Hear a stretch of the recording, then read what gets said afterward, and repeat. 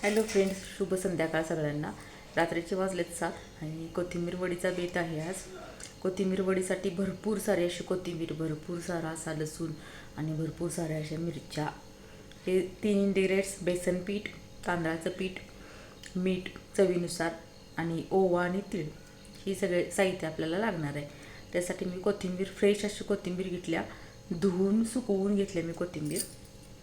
बघा, भरपूर सारी अशी कोथिंबीर घेतली आहे मी इथं, धुवून आणि सुकवून घेतली आहे. हे मिक्सरच्या भांड्यातून मी काढणार आहे.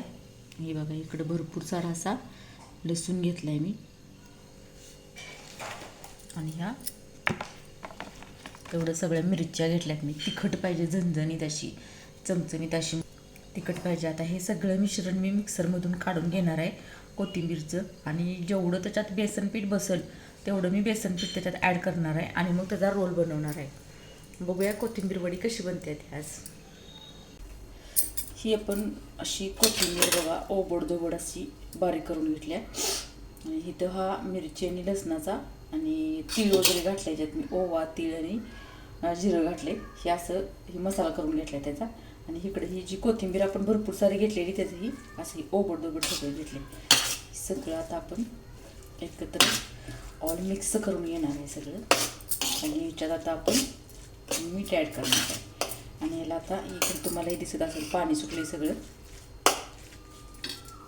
त्या पाण्यात जेवढं आपल्याला मावल तेवढं आपण बेसन पीठ आणि तांदळाचं एवढं आपण पीठ घेतलं त्याच्यात ॲड करायसाठी. हे सगळं एकत्र मिक्स करून घालून घेणार आहे. त्याच्यात थोडीशी हळद वापरणार आहे आपण. याच्यात मिरचीतलं बनवायचं आहे मला, म्हणून मी मिरची आणि लसणाचं आणि आलं सगळ्याची पेस्ट करून घेतली आहे सगळं.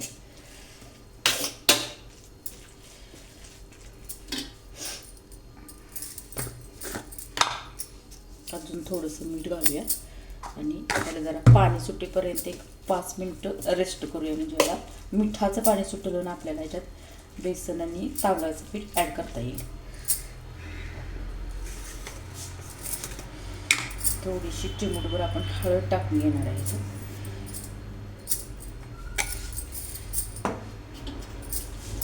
आणि हे 5 मिनटासाठी रेस्ट करत ठेवणार आहे. एक 5 मिनटांना आपण याच्यात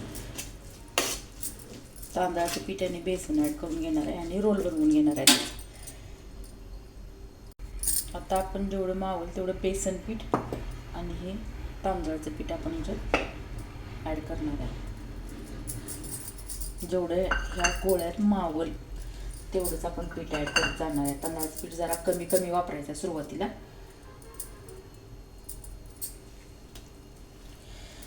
आणि याचा आपण एक गोळा बनवून घ्यायचा आहे.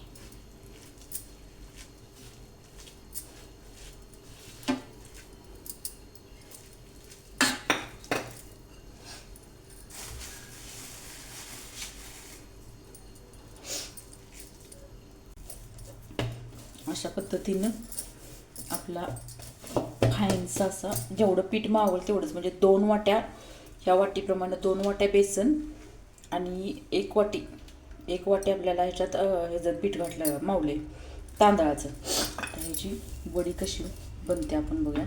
हाताला तेल लावून घ्यायचं आणि ह्याच्या अशा वड्या बनवून घ्यायच्या.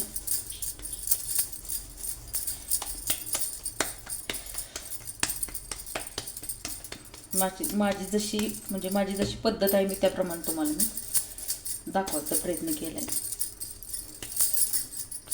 आणि ह्या आपण मोदक पात्रामध्ये भरपूर सारं तेल लावून आपण या वाफवून घेणार आहे अगोदर आणि नंतर मग तळून घेणार आहे. थोडंसं त्याचं बाइंडिंग मी घट्टसर केले, कारण तुकडे पडू नये म्हणून. त्याच्यात आपण थोडासा सोडा पण ॲड करू शकतो, पण मी सोडा नाही ॲड केलेला.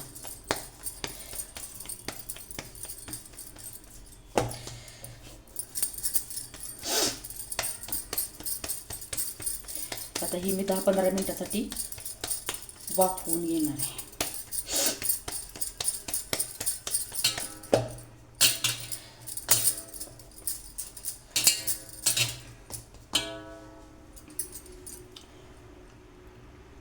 आपलं रोल आता हे कोथिंबीर वडीचं बनलेत. आता ह्याला आपण भरपूर सारं असं पाणी ठेवून स्टीम करून घेणार आहे आणि नंतर मग तळून घेणार आहे.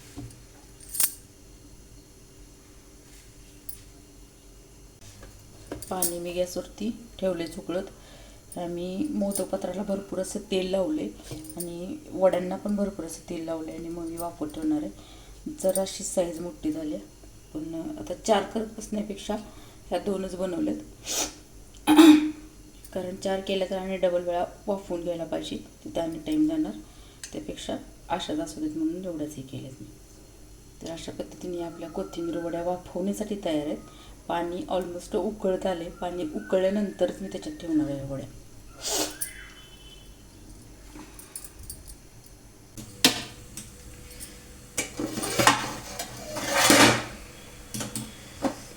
आपल्या पातेल्यातलं पाणी उकळल्यानंतर मी याच्यात अशा वड्या ठेवल्या बघायचं. आता मी 10-15 मिनिटासाठी फुल अशा वाफवून घेणार आणि मग मी नंतर तळून घेणार, शालो फ्राय करून घेणार. 10-15 मिनटं होऊन गेलेत ऑलमोस्ट आणि आपण आता वड्या चेक करूया शिजलेत का. असं मी झाकण ठेवून त्याच्यावरती वरवंटा झाकून ठेवलेला, का तर वाफ जायला नको त्याच्यात. बघूया त्याच्यामध्ये बघा अशा आपल्या वड्या शिजलेत. मला तर वाटतं शिजलेत, कारण हा क्रॅक गेला आहे असा, त्यामुळे ह्या वड्या ऑलमोस्ट शिजलेल्या आहेत. आता आपण काढून थंड करून घ्यायच्या आणि नंतर मग तळायच्या थंड झाल्यानंतर. चला तर मग आता गॅस बंद करून हे सगळं आपण काढून घेऊया याच्यावरून. हे बघा अशा बनलेत वड्या. क्रॅक गेला की समजायचं पीठ आपलं शिजलं आहे आणि फुगून ह्याची साईज जरा जास्त होत्या. काढून आता साईडला ठेवूया आपण थोडं, नंतर मग तळून घेऊया.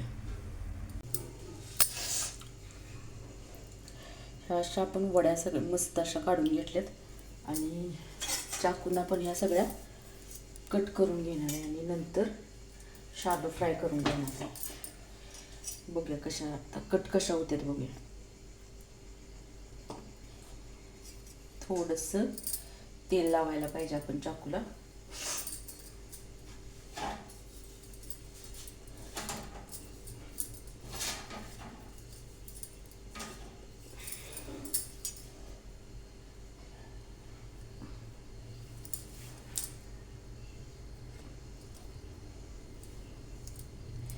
सगळे अशा प्रकारे कट करून घ्यायच्यात. चाकू पडल्यामुळे ही माझ्या हातनं तुटली वडी.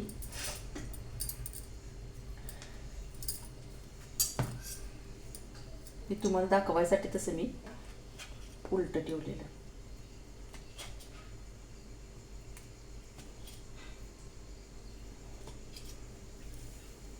अशा सगळ्या आपण वड्या कट करून घेणार आहे आणि नंतर तळून घेणार आहे. सगळ्या वड्या अशा मस्त कट करून झालेत आणि खूप छान, म्हणजे खूप मस्त असं टेक्स्चर आले. एक संद गोळा झालेला आहे. आणि तेल कढईत असं तापत ठेवले मी. याच्यात आता हा वड्या सगळ्या तळून घेणार आहे. म्हणजे थोडंसं तेल बाकी होतं, मी आता हे दुसरं तेलात मी तळून घेणार अशा. ती मोठी कढई मी काढून ती छोटी कढई ठेवल्या, कारण ह्याच्यात आपण तेल थोडं वापरून तळू शकतो म्हणून. बघूया तेल तापले. अजून तेल थोडंसं गरम झालं पाहिजे, मग आपण सगळ्या वड्या तळून घेणार. एक एक करून या वड्या मेड्यात सगळ्या टाकून घेणार आहे. डीप फ्राय करून घेणार आहे आपण. शालो फ्राय पण करू शकतो, पण डीप फ्राय करून घेणार.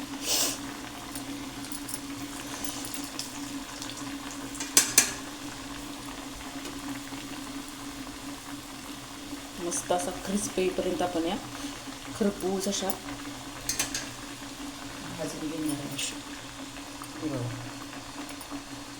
आतून वरून असं क्रिस्पी झालं, त्याने आतून असा मऊ झालं, खूप छान स्ट्रक्चर बनलं आहे. तेलाचे थोडेसे बुडबुडे कमी झाले. आपण ह्याचं दुसरी बाजू पलटून घेणार आहे, म्हणजे छान असा क्रिस्पी गेलेला. परफेक्ट असं प्रमाणात झाले. मी जेवढं मावल तेवढंच पीठ घातले. तर मी वाटीच्या वजनानं दाखवलेलं, तर मापान दाखवलं तर 2 वाट्या मला पीठ लागल्याचं बेसन आणि 1 वाटी तांदळाचं पीठ. भरपूर सारा लसूण, तीळ, ओवा, आलं लसूण पेस्ट सगळी बनवायची आणि मग आपण याचा सगळा गोळा एक संद मळून घ्यायचा. अशा तऱ्हेनं सगळ्या वड्या मी शालो फ्राय करून घेणार आहे.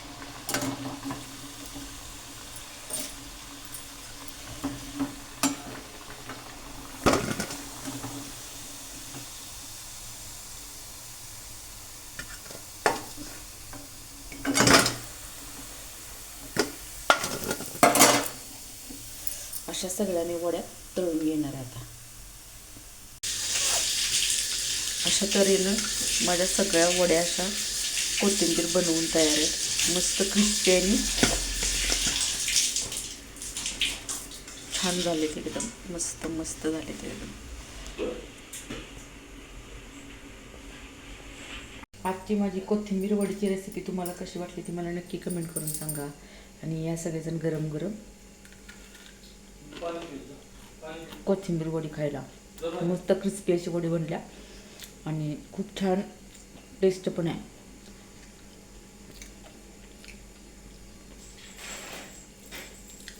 या सगळ्यांना कोथिंबीर वडी खायला.